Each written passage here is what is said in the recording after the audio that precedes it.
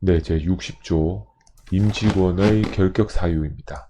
임직원이니까 임원과 직원의 결격 사유를 말하는 거죠.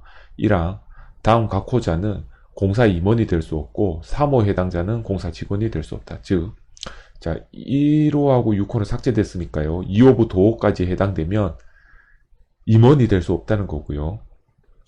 3호에 해당하는 자는 직원이 될 수 없기 때문에 3호 외에는 직원은 될 수 있다는 거예요. 임원은 될 수 없지만.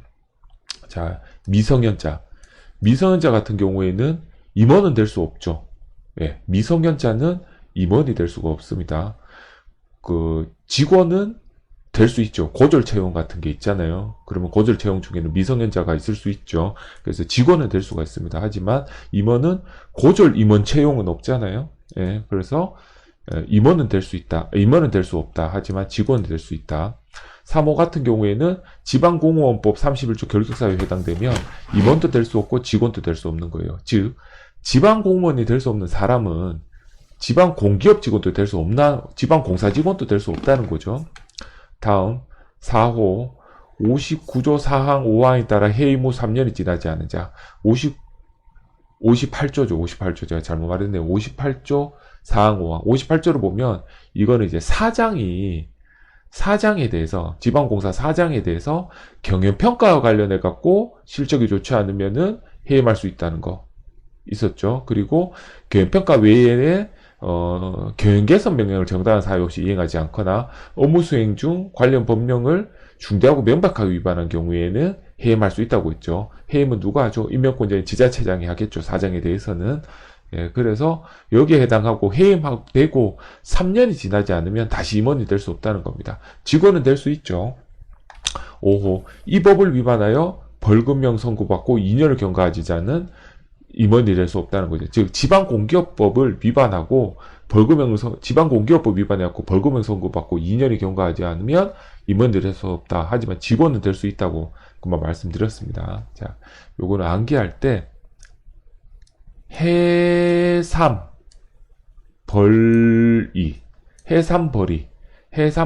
해삼벌이 요렇게 암기를 하면 좀 도움 될 것 같습니다.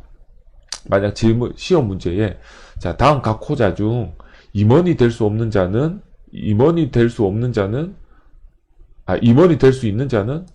다 없죠. 미성년자도 안 되고 지방공기업 결격 사유, 해임, 벌금형 선고받기 2년 다 해당되지 않습니다. 시험 문제에 직원이 될 수 없는 자는 그러면 3호만 해당되는 거죠. 예, 그 외에는 다 직원이 될 수 있죠. 이렇게 암기하시고요. 다음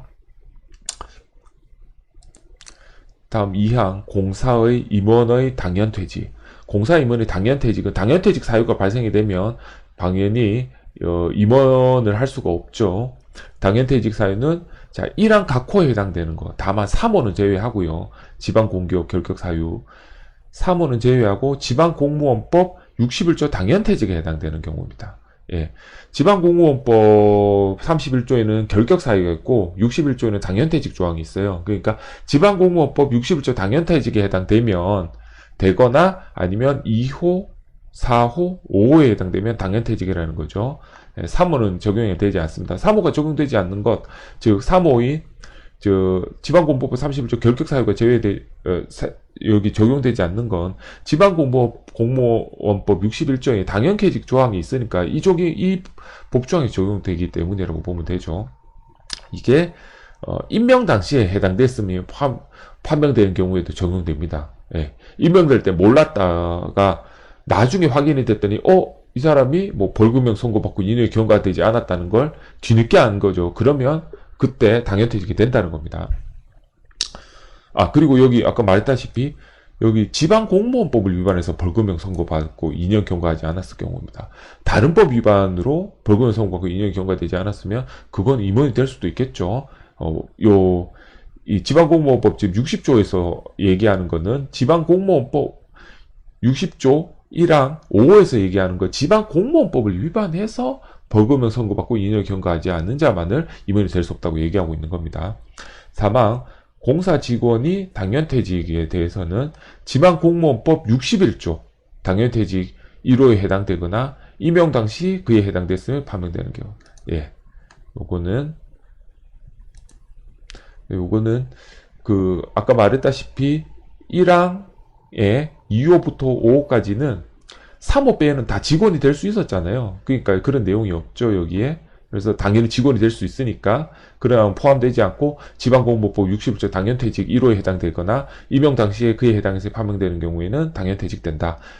뒤늦게 알아도 마찬가지다 라고 되어 있습니다. 사항, 당연퇴직한 임직원이 퇴직 전 관여한 행위는 그 효력을 잃지 않는다. 이게 무슨 말이냐면 이 사람이 예를 들면 지방공무원법 31조 결격사유에 해당이 됐던 거예요. 예. 그런데